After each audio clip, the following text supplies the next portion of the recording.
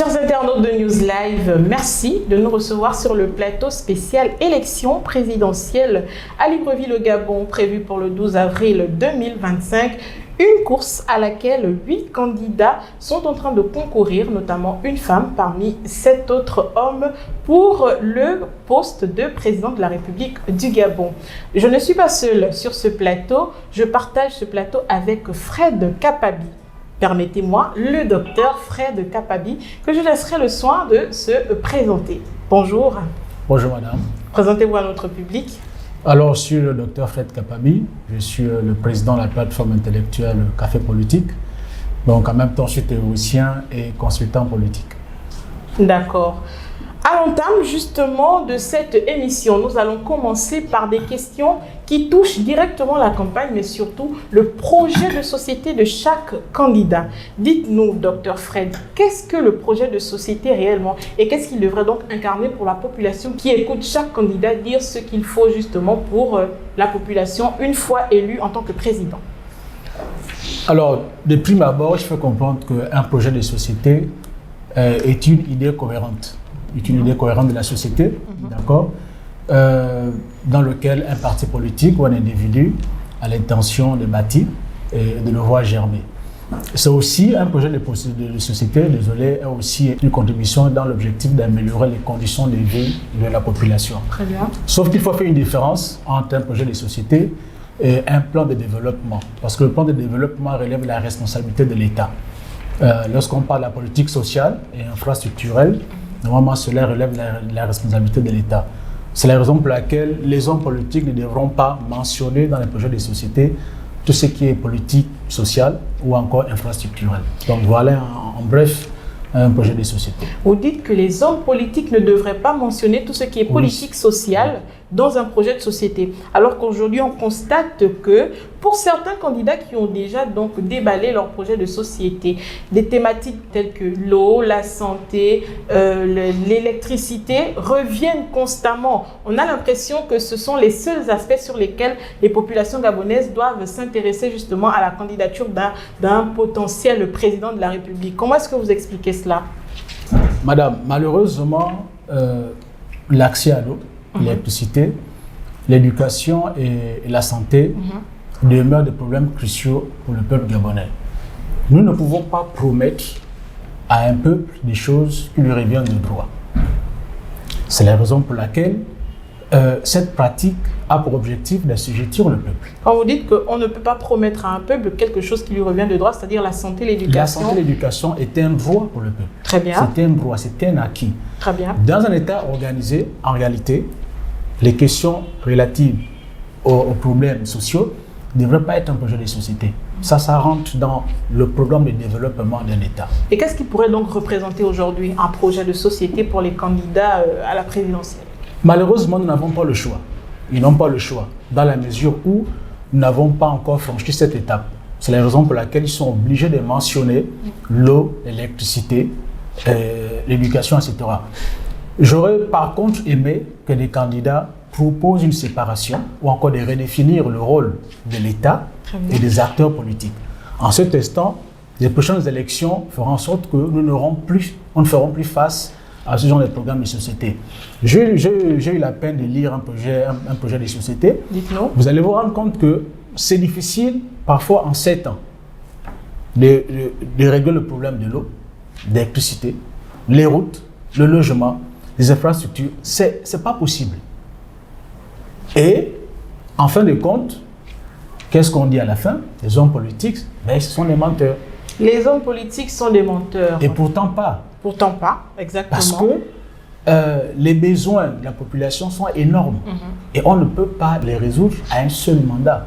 C'est la raison pour laquelle il faut dissocier, redéfinir, refonder plutôt notre État en redéfinissant les rôles de l'État dans cette prérogative et les rôles des acteurs politiques. Vous venez de le dire, les hommes politiques ne sont pas des menteurs. Docteur Fred Kapabi, nous assistons en 2025 à la 7e élection présidentielle que connaît le Gabon, après justement les précédentes. Mais les populations ont l'impression de continuer avec le même discours, c'est-à-dire des promesses qui se transforment petit à petit en des rêves lointains, mais surtout incertains. Est-ce que vous pensez donc que c'est une image simplement qu'on projette à la population ou que réellement il y a des réalisations qu'il faudrait apporter pour justement développer notre pays? Il y a 3 choses lorsqu'on bâtit un projet de société. Non. Et il y a aussi 3 choses qui font en sorte que ce projet de société ne puisse pas voir le jour.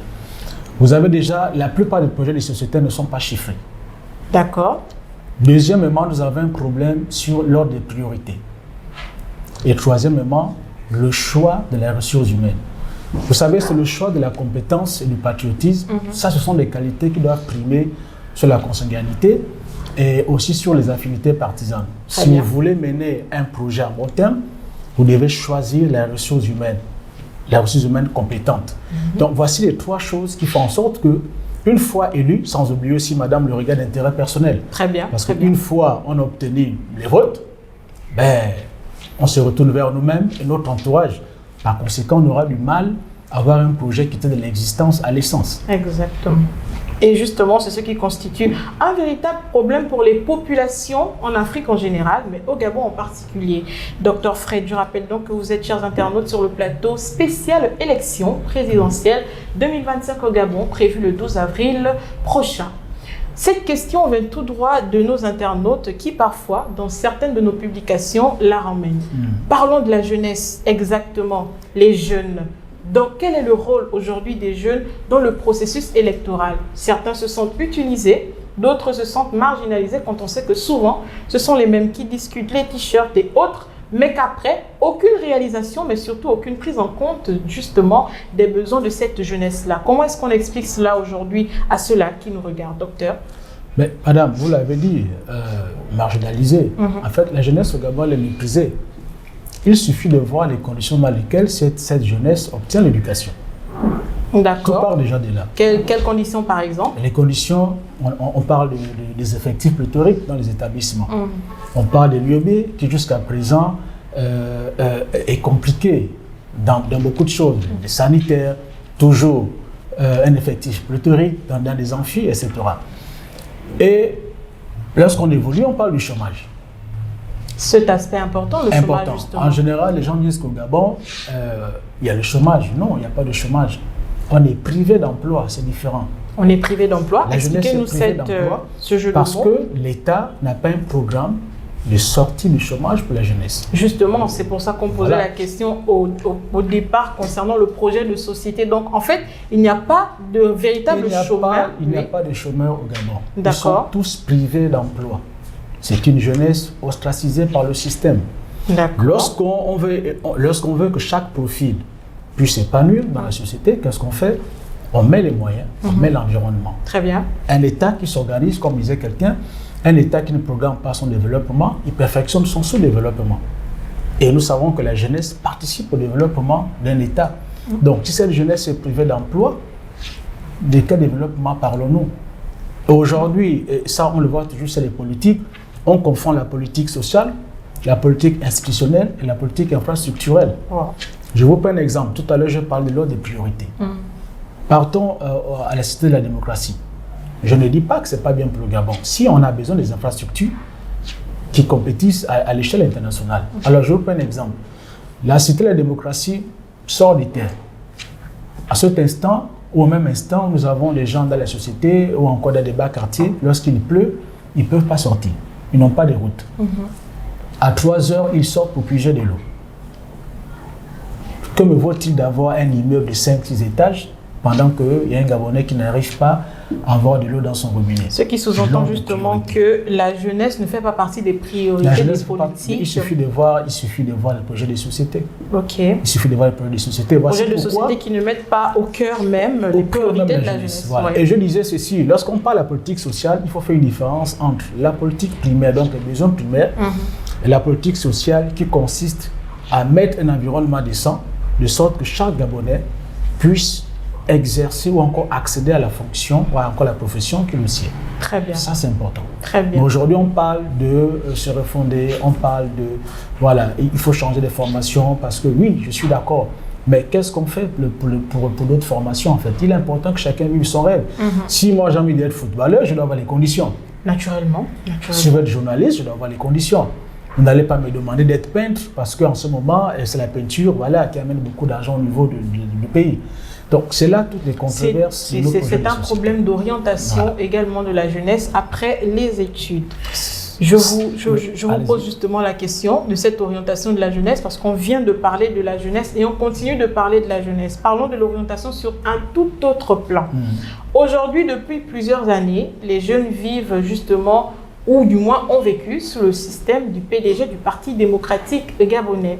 Ce parti que plusieurs avaient l'impression d'avoir déjà oublié ou qui faisait partie de notre passé, alors que des têtes, alors que des idéologies sont en train de refaire surface et donc d'empêcher à la jeunesse de croire à un Gabon sans que cette machine ne soit automatiquement enclenchée pour l'assoupir ou bien la mettre de côté.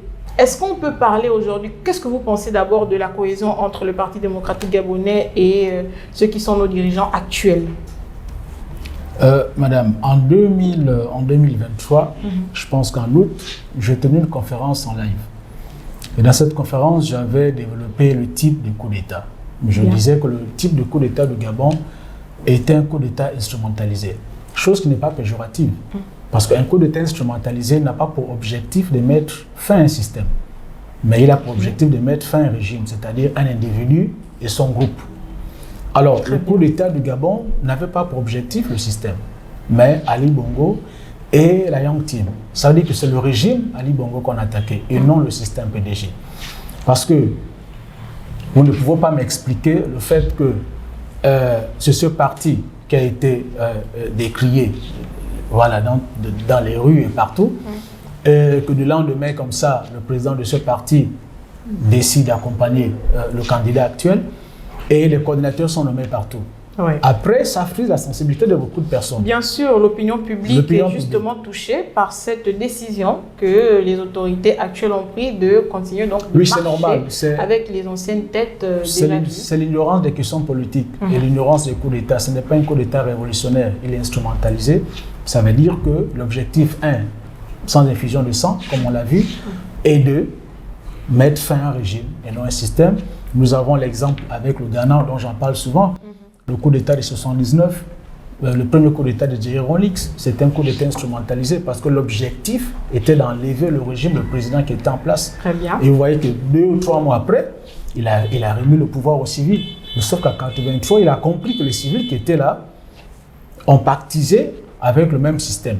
Qu'est-ce qu'il a fait? Il a fait un coup d'État révolutionnaire dans lequel beaucoup ont quitté le pays et beaucoup ont perdu la vie. Parce qu'il fallait refonder la société sur un nouvel ordre politique, social et économique. Exactement. Donc, nous nous rapprochons petit à petit de la fin de cette interview. Chers internautes, vous recevrez des invités à tour de rôle qui vont donc développer des questions de politique pour éclairer vos lanternes sur cette période de campagne que nous traversons au Gabon en 2025. Docteur Fred Kapabi, dites-nous en général, quel est votre avis sur la manière dont se déroule la campagne? On a l'impression que le paysage ne reflète qu'un seul candidat. On a l'impression que tout ne tourne qu'autour d'une seule source. Quel est votre avis justement sur cette vision que le Gabon est en train de connaître en cette période électorale? Mon avis va être un peu assez peut-être compliqué ou assez radical. Dites-nous. Mais vous savez, sur un plan de la topologie culturelle du Gabon, il serait important pour nous de pratiquer un suffrage capacitaire ou encore censitaire. C'est-à-dire donner la possibilité à ceux qui savent lire et écrire de voter. Mettre l'âge du vote à 30 ans pour ceux qui travaillent et ceux qui paient les impôts de façon directe. L'âge du vote à 30 ans, la société, effectivement. Pour refonder la société. Parce que, vous savez, il y a 3 types de vote. On a le vote solidaire, on a le vote segmentaire et le vote par intellection, donc par intelligence. Tous ceux qui sont dans la rue ne votent pas par intelligence parce qu'ils ne connaissent même pas de quoi il s'agit. Mais ils partent parce qu'ils sont dans des conditions précaires. Et aujourd'hui, les hommes politiques se servent des faiblesses de la population pour faire un fonds de commerce politique. Vous voyez? Donc, il serait important de refonder la société sur beaucoup de choses. C'est normal. Depuis 1993, c'est la 7e élection. On n'a jamais assisté à une élection où vous avez 2 candidats qui ont pratiquement les mêmes moyens, comme on voit aux États-Unis, etc. On a toujours ceux de la majorité entre griffes qui ont plus de possibilités. Or, en réalité, une élection, c'est une compétition. Exactement. Vous voyez, c'est une compétition. Oui. Ici, nous ne sommes pas compétition. En fait, c'est gagner d'avance. Parce que stratégie rime avec finance. Vous pouvez avoir la meilleure stratégie politique au monde. Si vous n'avez pas le financement, ça va être difficile pour vous de parcourir tout le pays. Si vous parcourez seulement Libreville et que l'autre candidat parcourt les 9 provinces, vous n'allez pas réclamer une victoire où vous n'avez fait que 2 provinces pendant que l'autre a fait 9 provinces. Ça n'a pas de sens. Ouais. Donc, ce sont des choses qu'il faudra revoir à l'avenir. Merci beaucoup, docteur. Nous étions donc avec le docteur Fred Kapabi qui nous donnait son avis sur des questions politiques durant cette campagne électorale au Gabon en 2025. Docteur, un mot de fin peut-être? Déjà, dire merci à la chaîne de télévision qui me reçoit aujourd'hui. C'est un plaisir. Et j'espère qu'on aura de telles occasions parce que ça nous permet d'éclairer la lanterne de beaucoup de personnes. Exactement. Nous savons bien que dans la société, les questions politiques sont peut-être tabous, mais malheureusement, elles ne sont pas connues. Donc je dis merci à toute la direction et en particulier vous aussi, madame, qui avait joué votre rôle. Merci beaucoup. Merci, docteur. Et merci à toute l'équipe derrière les caméras. Très bien. Merci beaucoup d'avoir été nombreux à nous regarder. Chers internautes, nous recevions à l'instant le docteur Fred Kapabi qui nous édifiait donc sur des questions de politique, mais surtout sur la campagne électorale qui se tient actuellement au Gabon, à laquelle 7 candidats, hommes pour une seule femme, dont 8 concourent pour le poste de président de la République gabonaise. Merci beaucoup de nous avoir suivis. N'oubliez donc pas de rester connectés sur News Live, le monde en direct. Quant à moi, je vous dis à très bientôt.